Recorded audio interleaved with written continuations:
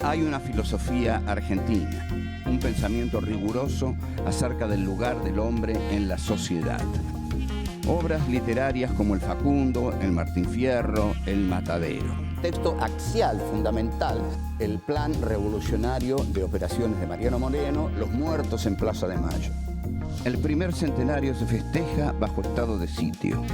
Las cartas a Lavalle deciden el fusilamiento de Dorrego. No hay verdad que se resista frente a 2 pesos, moneda nacional.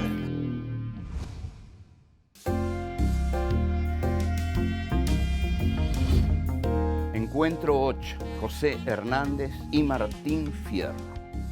1. La pena extraordinaria. 2. La vida en la frontera. 3. Más malo que una fiera. 4. El momento del consejo.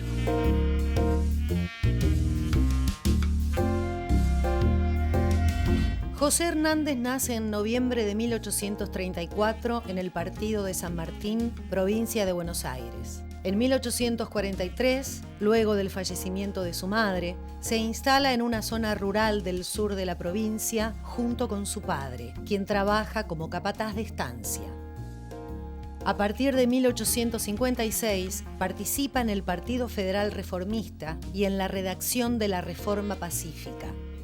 Al año siguiente se traslada a Paraná, donde funda el diario El Argentino. En 1863 comienza a escribir la biografía del Chacho Peñalosa. En 1868, José Hernández regresa a Buenos Aires y al poco tiempo crea el diario Río de la Plata. Desde allí realiza fuertes críticas a las políticas de Sarmiento, por lo cual es clausurado en 1870. Ese mismo año, Hernández se une al levantamiento de López Jordán en Entre Ríos. Luego de la derrota, decide exiliarse en Brasil. De regreso en la Argentina, publica su obra más importante, El Martín Fierro, en diciembre de 1872. 7 años después, edita La Vuelta. Durante los siguientes años, se desempeña como diputado y senador de la provincia de Buenos Aires. En 1881 publica Instrucción del Estanciero. En octubre de 1886 muere en su quinta en la ciudad de Buenos Aires.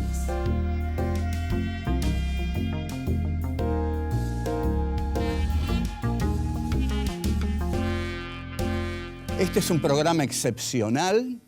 Este es un programa dedicado a José Hernández, que escribió, por supuesto, el más grande poema de la literatura gauchesca argentina. Yo conjeturo que se van a dar cuenta y van a conocer y van a saber muchas cosas del poema Martín Fierro que no sabían hasta ahora, porque seguramente lo habrán estudiado en la escuela, como lo estudiamos todos, pero tiene muchos secretos, muchas connotaciones, muchas utilizaciones y muchas interpretaciones que le vamos a dar acá que no son conocidas, que en realidad, si tomáramos ciertas palabras periodísticas, podríamos decir que en este momento, en este espacio, vamos a dar muchas primicias sobre el Martín Fierro. El texto de José Hernández, cuya primera parte, en realidad cuando lo publica él no sabía que era la primera parte, pero bueno, después vendrá una segunda, cuya primera parte se publica en 1872. Nosotros podríamos decir ante todo que es una honda reflexión sobre la condición humana a propósito de la condición del gaucho en la campaña de Buenos Aires. El poema está un poco virado desde Buenos Aires hacia Santa Fe. Esa sería su ubicación geográfica. El poema de José Hernández no inaugura la literatura gauchesca. Antes hubo otros. El más famoso y conocido también seguramente por ustedes, por nuestro paso obligatorio por la escuela, es el Fausto de Estanislao del Campo. El Fausto de Estanislao del Campo se va a diferenciar del Martín Fierro, y José Hernández lo va a decir muy claro, en que Estanislao del Campo lo toma un poco en broma al gaucho. Es decir, se sirve del gaucho para escribir un poema algo jocoso. El tema de Hernández, por el contrario, no va a ser burlarse de la ingenuidad de los gauchos, sino que va a ser la denuncia de la desdicha de los gauchos. En este sentido, nosotros podemos decir que es, ante todo, un poema de la queja. La primera estrofa del Martín Fierro dice claramente, empieza enunciando la temática de la pena extraordinaria. Es una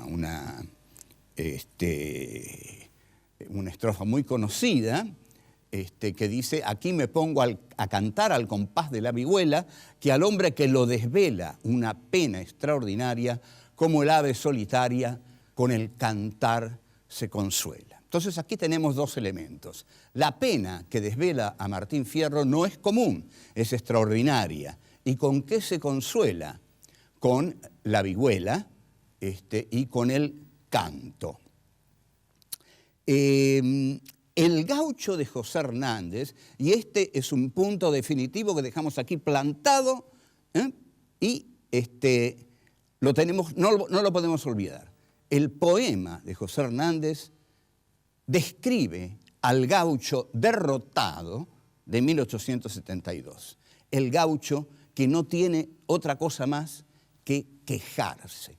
Yo me quejo, dice Hernández a través de Martín Fierro. Me quejo porque me mandan a la frontera a pelear con los indios, porque no me usan en el trabajo fructífero de los campos para el cual estoy naturalmente preparado, porque me quitaron el rancho, me quitaron la prenda, me quitaron todo lo que tenían y me mandaron a la frontera. En este sentido, el Martín Fierro no es el poema de la rebelión gauchesca, es el poema de la queja del gaucho derrotado.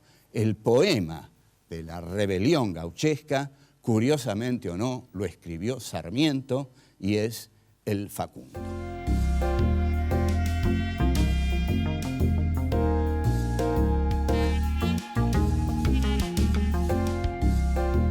La existencia desdichada del gaucho Martín Fierro es la que narra con detalle José Hernández. En principio, ¿por qué va a narrar esta existencia desdichada del gaucho? Porque Hernández quiere decir dos cosas. Al gaucho Buenos Aires lo maltrata y comete un gran error, porque al maltratarlo, elimina un elemento fundamental para el desarrollo de la agricultura en la Argentina. Entonces, toda la primera parte del Martín Fierro está destinada a decirle a la gente de Buenos Aires que pare de matar gauchos, que ya mató bastantes, que ahora lo que tiene que hacer es integrar el gaucho a la vida productiva del país. Porque el gaucho no solo es una mano de obra barata, sino calificada. Porque ¿quién sino el gaucho va a conocer los trabajos de las estancias? Pero en el Martín Fierro, en su primera parte, 1872,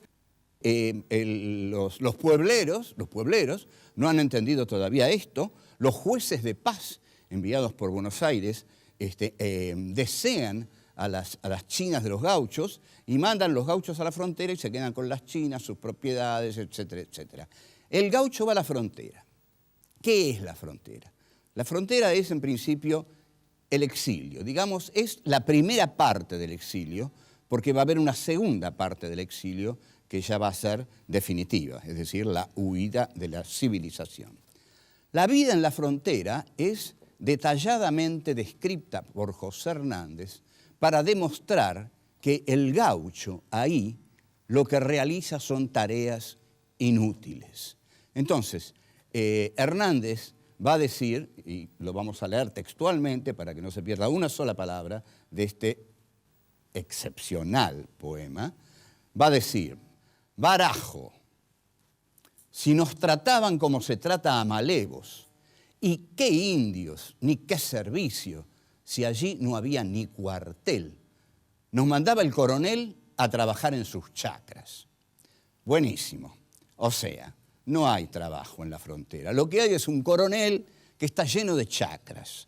No es nada raro esto. Es decir, todos sabemos que cuando Roca realiza la llamada conquista del desierto, le reparte la tierra 10, 15, a lo sumo, familias y familiares de él. Entonces trabajan para el coronel. Es más o menos como cuando los chicos hacían el servicio militar, que terminaban trabajando para el coronel, para el general, haciéndoles de choferes, etcétera, etcétera. Bueno, el gaucho en la frontera trabaja para el coronel, en las chacras del coronel. La vida en la frontera es descripta despiadadamente. Hernández denuncia la corrupción que existe en la frontera. Yo he visto negocios feos, a pesar de mi ignorancia. Es decir, el gaucho no sabe mucho, pero se da cuenta de que ahí hay negocios feos. Lo que va a atacar Hernández a través de Martín Fierro son dos cosas que para él no sirven para el país. Ni el indio no sirve y el inmigrante no sirve. O sea, entonces va a criticar a la figura del inmigrante como innecesaria porque está el gaucho. El indio, dice Hernández, roba y mata y entra en las poblaciones, en Malón, las quema, en fin, todo ese horror de los malones indios con que nos han saturado para justificar el genocidio, la segunda etapa de la conquista de América, que realiza el general Roca cerca del 80. Hernández no quiere nada a los indios. El Martín Fierro presenta una justificación teórica de la necesidad de exterminar a los indios. Odia también a los gringos. Si fuera por Hernández no habría que haber traído ningún gringo al país. ¿Pero por qué los odia? Porque los gringos no saben nada. No saben nada de todo lo que sabe el gaucho. El gaucho es indispensable. El gringo, en absoluto. Vamos a ver lo que dice. Yo no sé por qué el gobierno nos manda aquí a la frontera gringada que ni siquiera se sabe atracar a un pingo. Es decir, la gringada no sabe ni montarse un pingo. Montarse un pingo en la argentinidad del siglo XIX era uno de los valores del macho argentino. El general Mansilla, en la Vuelta de Obligado, cuando ve a los ingleses, dice que nos van a derrotar esos gringos que no saben galoparse una noche, que no saben galoparse una noche. Hay otro verso muy lindo con respecto a los inmigrantes que dice, yo no sé de dónde sería, quizá no fuera cristiano, pues lo único que decía es que era papolitano. Aquí se ve el ingenio destructivo de Hernández, ¿no? Porque realmente la cuartilla es destructiva, ¿no? Yo no sé de dónde sería, quizá no fuera cristiano, ni siquiera la condición de cristiano lo otorga, pues todo el tiempo decía que era papolitano. Entonces, nada de gringos, nada de indios, lo único que sirve es el gaucho.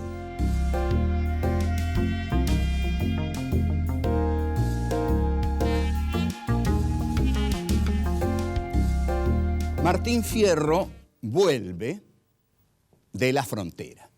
Es decir, bueno, ya no tiene que dilapidar su existencia defendiendo algo que debiera ser defendido por el ejército de línea, por el ejército profesional que debiera mandar ahí soldados en serio, no pobres gauchos miserables. Pero vuelve. Ahora, cuando vuelve a su pago, no encuentra nada. No encuentra nada, ni la tapera encontré, dice. No tenía mujer, no tenía hijos, nada. Entonces, en ese momento, en ese preciso momento, ese es el momento más duro del Martín Fierro. Ahí se asume como gaucho rebelde. Se asume como lo que Sarmiento en el Facundo llama el gaucho malo.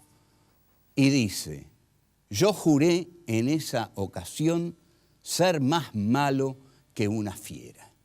¿No? Esta es una declaración de guerra a la civilización hecha desde una barbarie maltratada y ofendida. Aquí Hernández comienza a hacer un análisis, una queja de la pobreza del gaucho, que es una queja de la pobreza y que les va a retumbar muy fuertemente en los días que corren, porque a nivel mundial, las FAO y la Organización Mundial de la Salud han declarado que nunca en la historia de la humanidad hubo más pobres que en esta etapa de la historia, justamente el tecnológico siglo XXI. Entonces, Hernández va a tratar la pobreza y lo dice así. El gaucho anda huyendo, siempre pobre y perseguido. No tiene cueva ni nido, como si fuera maldito, porque el ser gaucho, barajo, el ser gaucho es un delito. Este texto es tan perfecto, tan excepcional, que lo tenemos que relacionar con el de uno de los más grandes poetas del siglo de oro español.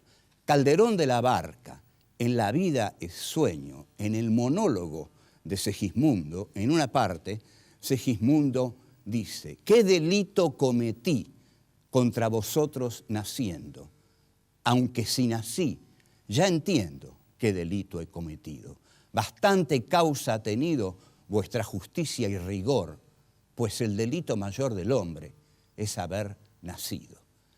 Este texto de Calderón de la Barca se anticipa a todo el existencialismo de Heidegger y de Sartre, ¿no? La existencia es caída en Heidegger. La existencia es pecado, la existencia es caída. El texto de Hernández sirve para expresar la desdicha de todos los desclasados, de todos los marginados, de todos los escupitados por la civilización del llamado progreso, y que en estos días se expresa con mayor crueldad que nunca, porque en estos días lo que cunde en el mundo es la impiedad del neoliberalismo de mercado, que endiosa al mercado y demoniza a los que el mercado deja afuera.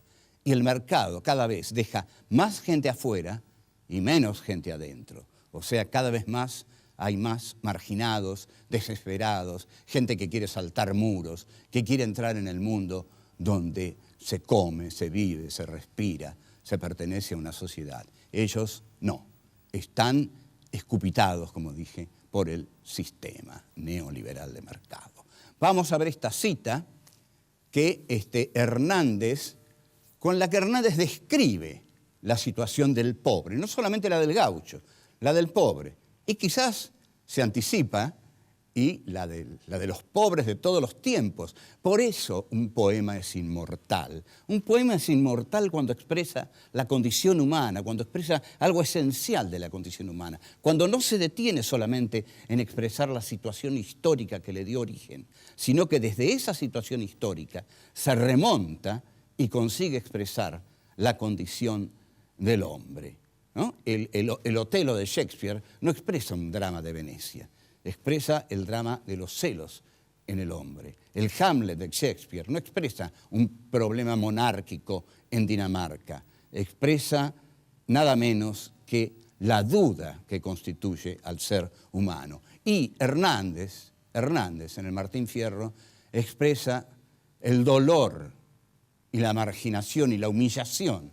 de ser pobre. Para el pobre, entonces, son los calabozos, para él las duras prisiones. En su boca no hay razones, aunque la razón le sobre, que son campanas de palo las razones de los pobres. El pobre nunca tiene razón solo porque es pobre, porque no tiene quien lo defienda, porque solo puede defenderse él, pero él, aunque hable, aunque diga sus razones no son campanadas de bronce, son campanas de palo, nadie las escucha. su aspecto ya lo denuncia, su aspecto ya lo destina a la cárcel. El ser pobre es un delito. Si hay algo que destruye al hombre, es la pobreza. Seguimos.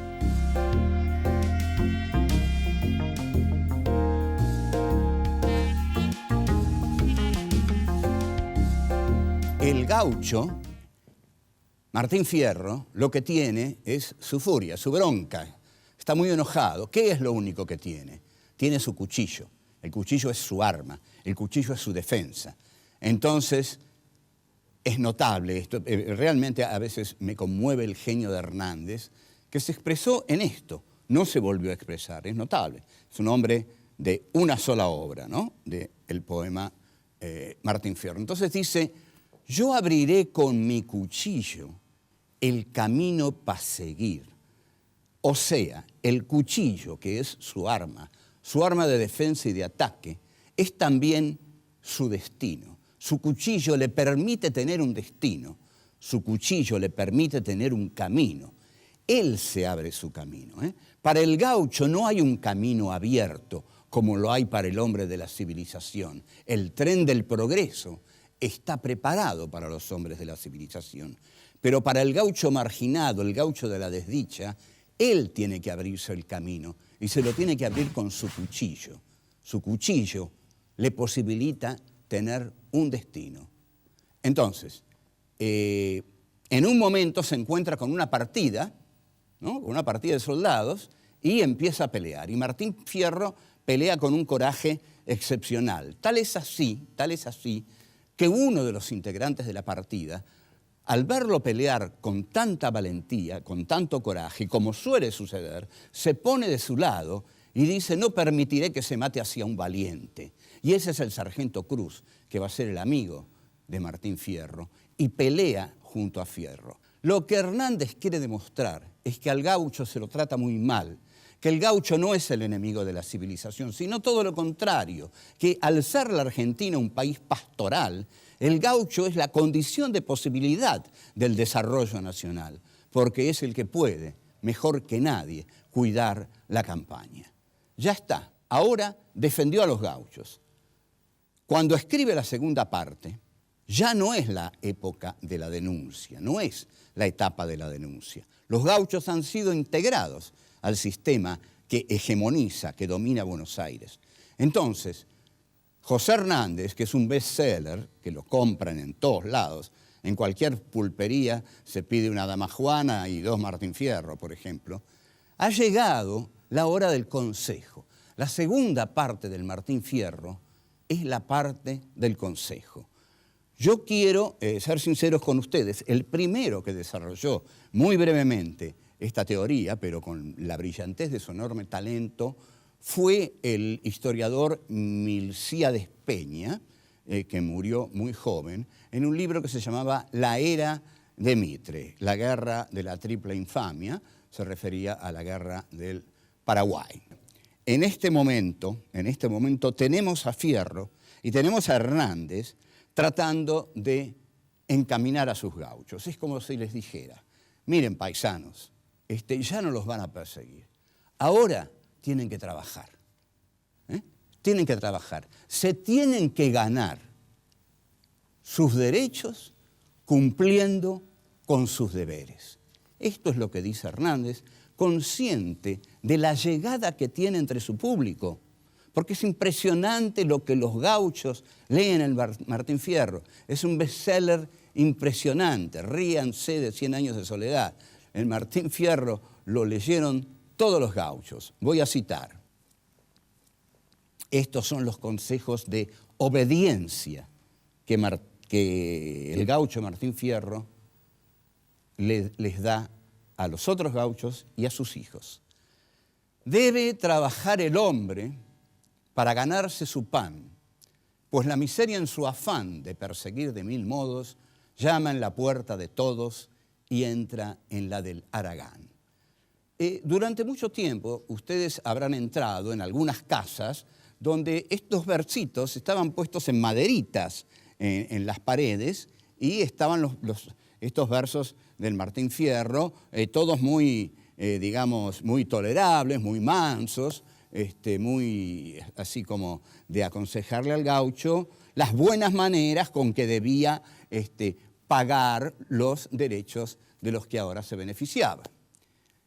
Y esta es mi predilecta, la he dicho en muchos cursos, me la habrán oído muchos de mis alumnos, pero es, digamos, la exaltación del sometimiento. El que obedeciendo vive, nunca tiene suerte blanda, mas con su soberbia agranda el rigor en que padece. Obedezca el que obedece y será bueno el que manda. Así que nada de huelgas. Cuando vengan los anarcosindicalistas habría que leerles esta estrofilla de José Hernández. Si los empleados, digamos, si los obreros son buenos, los patrones también van a ser buenos. Porque si los que obedecen, los que mandan van a ser buenos. Ahora, si los que tienen que obedecer no obedecen, los van a reventar a palos. Esta es la lógica del sistema que se implanta en la Argentina. El final del Martín Fierro, de la segunda parte, es totalmente manso y tiene mucho que ver con nuestra Argentina de hoy, porque habla del olvido y habla de la memoria como algo perjudicial para los pueblos. Entonces dice: sepan que olvidar lo malo también es tener memoria. Olvidar lo malo también es tener memoria. Bueno, olvidemos lo malo y vamos para adelante. Esto es lo que dice José Hernández en el final. Un final conformista, un final en el cual la Argentina se abre para todos y el gaucho, al bajo precio de trabajar y dejarse, digamos, expoliar como la patronal lo desea, va a vivir feliz. Esto es todo y bueno, nos vemos en poco tiempo.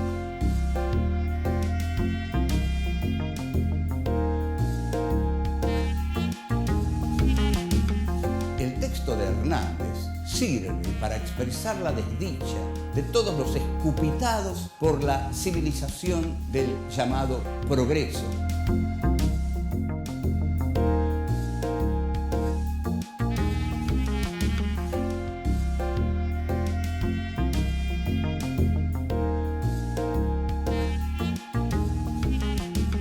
Pongo a cantar al compás de la vihuela, que al hombre que lo desvela una pena extraordinaria, como el ave solitaria con el cantar se consuela.